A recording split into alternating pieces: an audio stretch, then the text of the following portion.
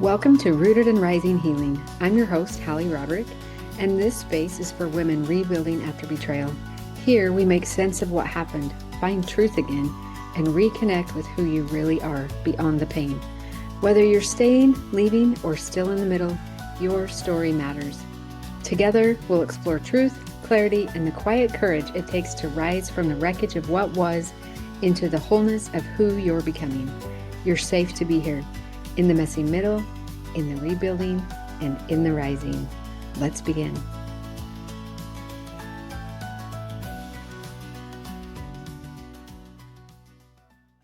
If you're a woman healing from betrayal trauma and craving space to breathe, regulate, and reconnect with yourself, I want to share a few upcoming healing experiences that you might want to explore. I help facilitate these intensives and retreats alongside some of my most trusted colleagues. They're small, trauma-informed settings designed really to support your nervous system and not overwhelm it. March 17th through the 20th is our Betrayal Trauma Intensive. May 5th through the 8th is a Somatic Healing Intensive. Both of those are held in Spanish Fork, Utah. And July 20th through the 27th, we're hosting the Rise, Renew, Restore Retreat in Costa Rica. And there's just a few spots still available.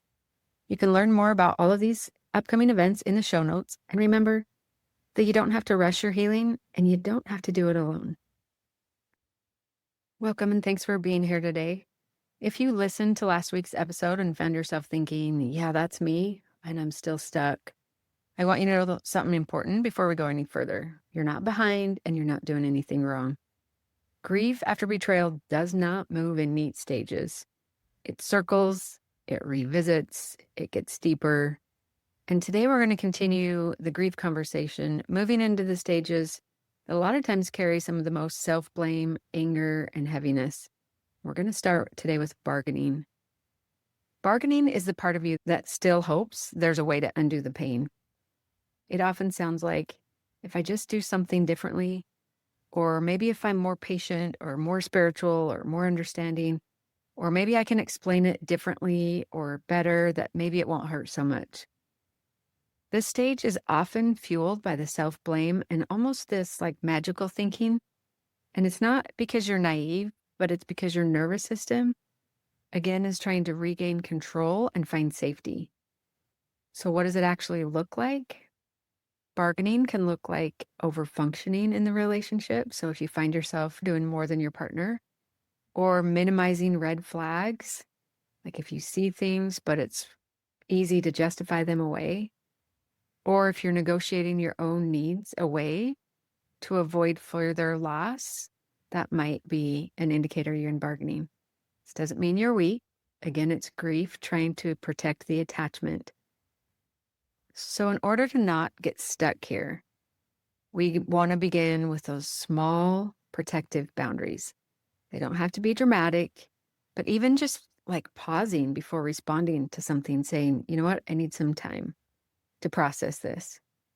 Or choosing rest over fixing can really be a powerful shift. Can you give yourself a break instead of constantly going?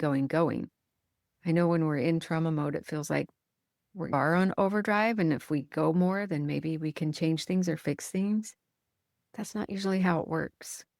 So ask yourself when you're doing things, am I doing this to earn safety? Or am I doing this because it aligns with my values, with who I want to be? If you're having a lot of if only thoughts, okay? If only this, if only that, if I didn't do this, if I didn't do that. Can you get your journal out, which you hear me talk about a lot? Get your best unpaid therapist out. Get your pen and paper and try to lovingly reframe those with truth. Like, I didn't cause this. I couldn't control it, and it's not my fault. And I can choose how I care for myself. So try to gently reframe things in your mind instead of self-loathing or self-hatred. Turn it into truths. When you can do this, bargaining starts to lose its grip, and you can start to honor what yourself and your body is telling you and actually find that peace. You don't have to sacrifice yourself to find peace, but you can create it yourself. So again, if you find yourself in bargaining, just notice it. Try to take some of these gentle steps with boundaries, reframing, journaling, that I talked about, stepping out of the over-functioning part of the relationship and really stepping into your values-based self. The next stage I want to talk about is anger. A lot of us can be scared of anger. I have worked with people who really don't want to feel the anger, allow the anger to come up. And a lot of times that's not a bad thing. A lot of times I work with women who have a hard time accessing their anger. And that's okay. There's nothing wrong with you, but it's just a good thing to be aware of, good thing to notice. Because anger really is one of the most impactful, uncomfortable emotions that I like to think of that has a message underneath it. There's always something underneath anger. So if you need to make some more sense of your anger, pull out your emotion wheel, which I hope you have one like I do here, and check what's underneath anger. On my emotion wheel, some of the things under anger are let down, resentful, humiliated, disrespected, ridiculed, frustrated, distant. When I read those words under anger, I'm like, oh yeah, no wonder I'm angry, because a lot of those things hit home. So there's a message underneath anger, so don't ignore it. But anger can show up in a lot of different ways. It can be sudden bursts of rage, where it's almost like an out-of-body experience, where it's like you're watching it happen like a slow train wreck and there's nothing you can do about it. But sudden bursts of rage, or it might be like a constant irritability underneath that's just hanging on and clinging on, and you can't seem to find a way out of it. Anger can a lot of times be turned inward as shame or self-criticism, and that's some of the most painful anger. Anger can be directed at your partner, at yourself, at God, at the injustice, at life itself. It can be passive. Anger can show up as passive-aggressive behaviors. It can show up as numbing behaviors, or it could also be impulsive decisions. So for a lot of women, anger feels unfamiliar or maybe even unsafe, especially if you were taught to be accommodating, to be agreeable. Like if that was what was modeled for you in childhood, if anger wasn't really an appropriate behavior to have as a child growing up or in your relationship previously, that might feel uncomfortable or unsafe, because anger is often the first sign that your self-protection system is coming back online. So it's not a bad thing, but we don't want to get stuck here. Living in anger, really, you're the one suffering when that happens. So can we move through anger in a healthy way without doing things that we're going to regret later? And some of these might seem a little out there to you or a little uncomfortable to you. And I get it, used to me too, but just trust and try. Maybe some movement. I know sometimes just getting outside and going for a really brisk walk or a jog or doing some form of intense exercise. I did ask for a punching bag in my workout room. Sometimes a good little session with a punching bag feels really good. You might need to just literally shake your body and get the stuck emotion moving so that it can move through. You might need to stomp or stand against a wall and push really hard. Burn journaling, rage journaling, those are some of my favorite forms of healthy rage processing. You can get your pen and paper out and you can say all the things you need to say. You don't need it to be perfect. It doesn't need to have punctuation. It doesn't need to make sense. It can be words. It can be scribbles. It can be anything. And then you can take that journal page and rip it out and dump it in your paper shredder or take it outside and burn it with a match or burn it with a lighter as a form of releasing it out of your body so you're not holding on to it. You can scream into a pillow. Sometimes there's symbolic releasing rituals that allow anger to really complete its cycle instead of turning toxic. Sometimes we do some of those at some of our in-person healing events. Any of those are helpful. It can also be helpful, again, to do a reframe on this anger as information. Anger's not who you are. You're not an angry person. It's just showing up to tell you where your boundaries have been crossed or your rights have been violated or your values are being pushed up against. So anger is one of the most important emotions to really look at what's underneath it. What is your anger protecting you from? And often the answer is this grief. Could be the part of you that deserved better, could be fear. But remember that anger becomes wisdom when we listen to it, not when we silence it. So I would love for you to find a way to honor your anger and to really dig into it. I remember I did a journaling exercise. It was just simple. Put anger at the top, and then I put like lines down, and I would write one word that was related to my anger, and then another word that was related to my anger, and then just become like this emotion tree that I was creating myself. And it was so helpful just to get it out of my head and out of my heart and put it on the paper so I could see it. And then I was like, yeah, no wonder I'm angry. All of that makes sense. And so really processing it in a healthy way can help you move out of a self-loathing place or identifying as an angry person, and really honoring it and helping it move through so it doesn't get stuck, because this is one of the most uncomfortable places to stay stuck. Okay, next we're going to move into the depression and the mourning. And the mourning phase is the second phase of healing in the APSATS, the multidimensional partner trauma model. Grief and mourning is the second stage of that. And so what does this look like? This is a really heavy stage where the loss is fully felt. And if you start to think about and identify the many different ways that you've been impacted and the things that you've lost, anywhere from the loss of self-trust, the loss of the life that you thought you had. Sometimes there's financial loss. Sometimes there's professional loss. Sometimes there's family impacts. There's a lot. And so the grief makes sense. Of course, you're feeling grief. But this can be the deep sadness or the emotional numbness. It can show up like helplessness or having difficulty actually connecting to joy, like a disconnect from joy. This can be where the exhaustion shows up and the brain fog and the difficulty functioning. And remember from my earlier episodes that brain fog, your brain is literally impacted by the trauma. And so your brain can heal. This doesn't have to last forever. But the grieving oftentimes isn't just about the betrayal.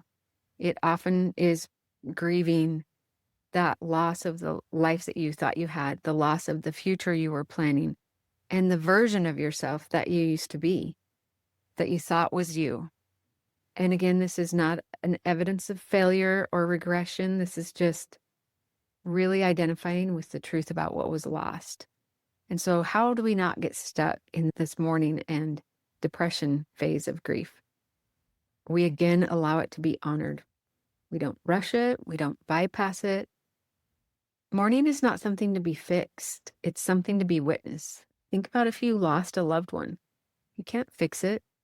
And your pain doesn't just go away, but your pain can be soothed as you allow your pain to be witnessed by yourself and by other trusted people, which is the next thing that I think you should do if you find yourself in this stage, and that is seek support. This stage should not be endured alone. This is where you really need your circle of support around you. You need maybe a therapist or a coach or both.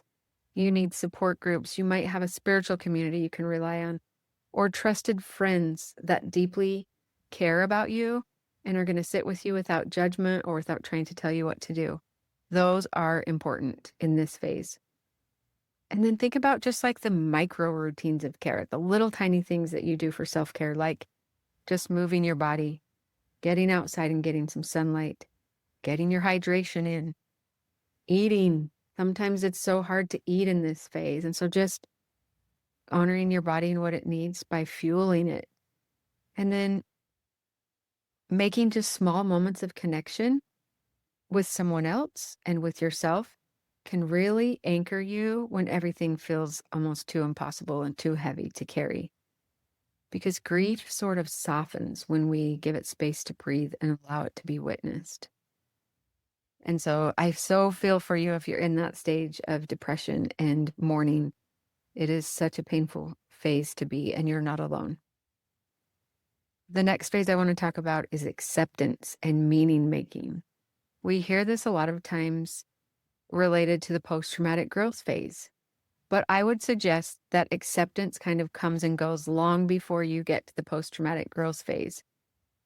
And let me just clarify that acceptance does not mean that you're saying everything's okay and that you accept the behaviors like you approve of them. That is not what acceptance is. This is clarity. This is accepting what is. This is accepting that this did happen in your life and in your story. And this is part of your story. And that I'm still here. And here I am right now. My kind of internal dialogue around this, when this piece comes up or when I'm trying to move into acceptance, is I will go full circle. I'll go back and say, yes, this is part of my story. This did happen. I hate that this is part of my story. I never wanted this to be part of my story. And it is. And I might get specific about the pieces that are coming up for me at that time. And then I say, and I'm here. And here's what's happening right here, right now. Here's what's happening for me individually. And if things are going well for your relationship, maybe relationally, or maybe they're not. Maybe you're accepting that that is happening as well. That this is where my life is headed now. And so naming your reality without minimizing it or without fantasizing about it, but really getting clear on what's real and happening right now. Also, there's a piece of this of letting go of who you hoped someone would become. Sometimes that's an important piece. Sometimes we can hold on to that hope that they're going to change, that things are going to be different. And sometimes they do. But oftentimes it's not exactly how you wish it would be.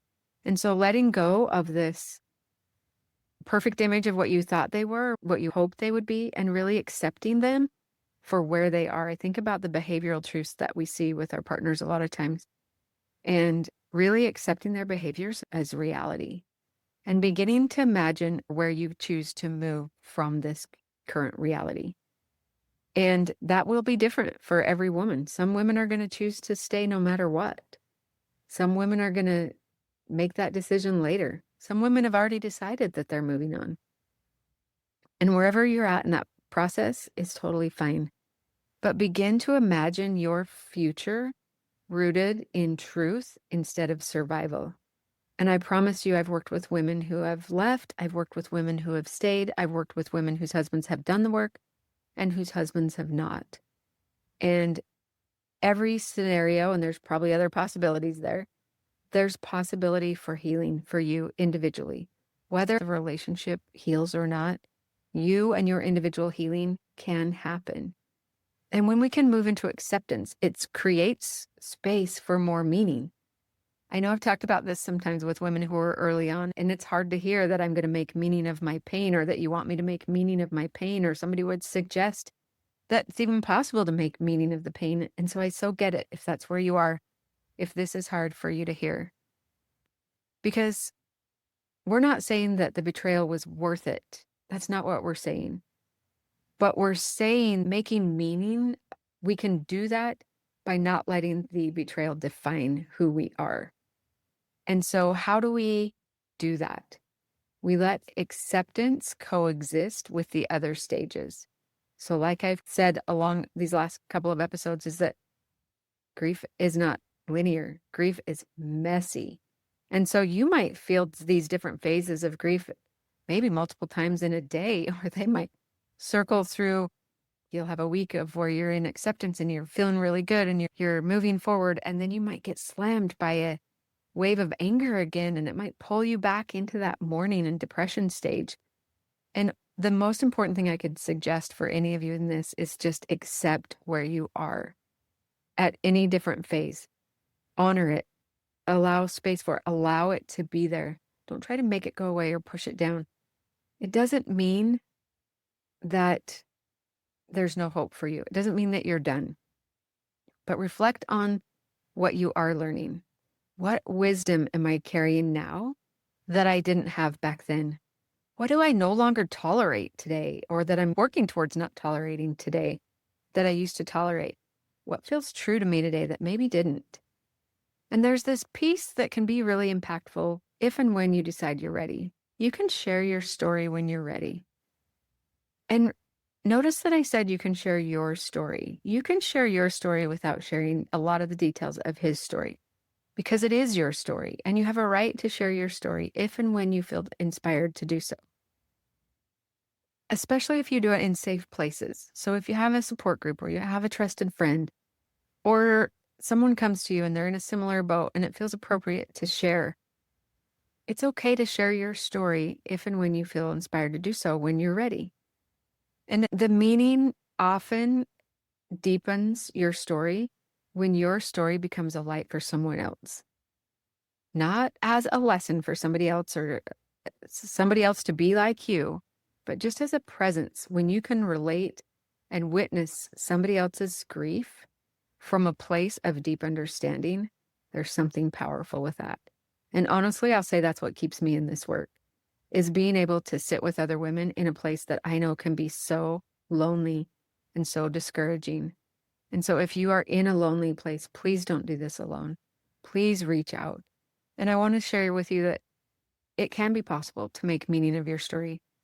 I so wish in a million ways there would have been other ways for me to learn about myself, to find my voice, to step into my confidence that I'm still working on, by the way, but to move into a place of deeper healing without all the things that have happened in my life. Maybe there was a different way, but I just know that that healing and growth, it continues to come because of what I've learned in my experience. And I trust that it can do the same for you. I'm still in it. I don't think I've arrived. Still doing the work. But it has become more fulfilling and rewarding than it was in the early stages. So if you're still in the mess, you're in good company. And remember that you can make meaning of your mess. And you can learn and you can grow and you can heal. And you don't have to rush it. And there's no such thing as perfect healing. Just have to keep moving one step forward at a time.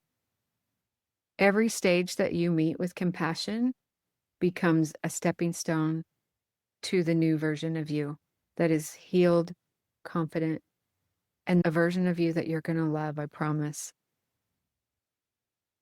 You don't have to go back to who you were, but move forward into who you're becoming, because you're not broken. You're becoming. And I so appreciate that you allow me to be part of your week each week. Thanks so much for being here. And I hope you'll join me again next week. Thank you for being here with me inside Rooted and Rising Healing. Remember, healing isn't a destination. It's a returning to your truth, to your voice, to the woman you were always meant to be. You have the power to rise at your own pace, in your own way. And when it feels hard, just come back to your breath and remind yourself, still I rise. If this episode spoke to you, I'd love if you shared it with another sister on the journey.